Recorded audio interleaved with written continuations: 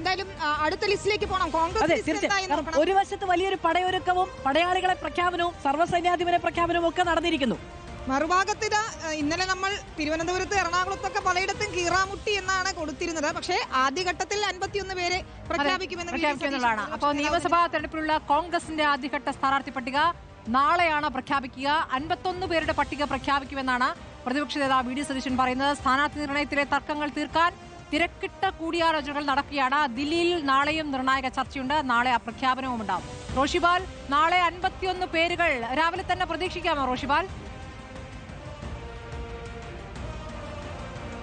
നാളെ ദില്ലിയിൽ ഏറ്റവും പ്രധാനപ്പെട്ട സ്ഥാനാർത്ഥി നിർണയ ചർച്ചകളാണ്. ദില്ലിയിൽ നേതാക്കൾ എത്തിയതിനു ശേഷം ഒരുപക്ഷെ വൈകിട്ടോടെ ആദ്യ പട്ടിക പുറത്തു വരാൻ സാധ്യത, അങ്ങനെയാണ് അറിയാൻ കഴിയുന്നത്. പ്രാഥമികമായി ചർച്ചകൾ കൂടി നടത്തേണ്ടതുണ്ട്. നേരത്തെ AICCയുടെ കേന്ദ്ര തെരഞ്ഞെടുപ്പ് കമ്മിറ്റി അംഗീകാരം നൽകിയത് 30 പേരുടെ പട്ടികയ്ക്കാണ്.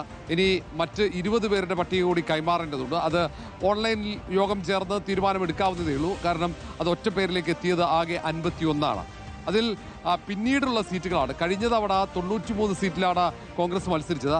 ഇനി ഒരുപക്ഷെ കേരള കോൺഗ്രസ് ജോസഫ് വിഭാഗത്തിൽ നിന്നും 1-2 സീറ്റുകൾ കൂടി കിട്ടാൻ സാധ്യതയുണ്ട്. അത് ഏറ്റെടുക്കാൻ കോൺഗ്രസ് അതിനുള്ള ശ്രമം നടത്തിക്കൊണ്ടിരിക്കുന്നു. ഒപ്പം സീറ്റ് വിഭജന ചർച്ചകളുമായി ബന്ധപ്പെട്ട ഒരുപക്ഷെ ആ സീറ്റുകളുടെ ചർച്ചകൾ നടത്തേണ്ടതുണ്ട്. ഏതൊക്കെ സീറ്റുകൾ എന്നുള്ള കാര്യത്തിൽ ഒരു വ്യക്തമായ തീരുമാനമെത്തിയാലാണ് അവിടെയുള്ള സ്ഥാനാർത്ഥികളെ തീരുമാനിക്കാൻ കഴിയുള്ളൂ.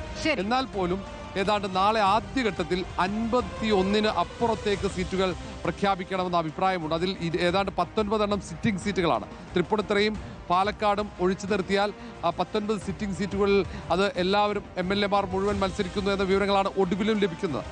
അതിന് പുറമെയുള്ള സീറ്റുകൾ അതിൽ വട്ടിയൂർക്കാവിൽ ചർച്ചകൾ ദില്ലിയിൽ നടക്കുകയാണ്. നാളെ 51 വരും. അതെ.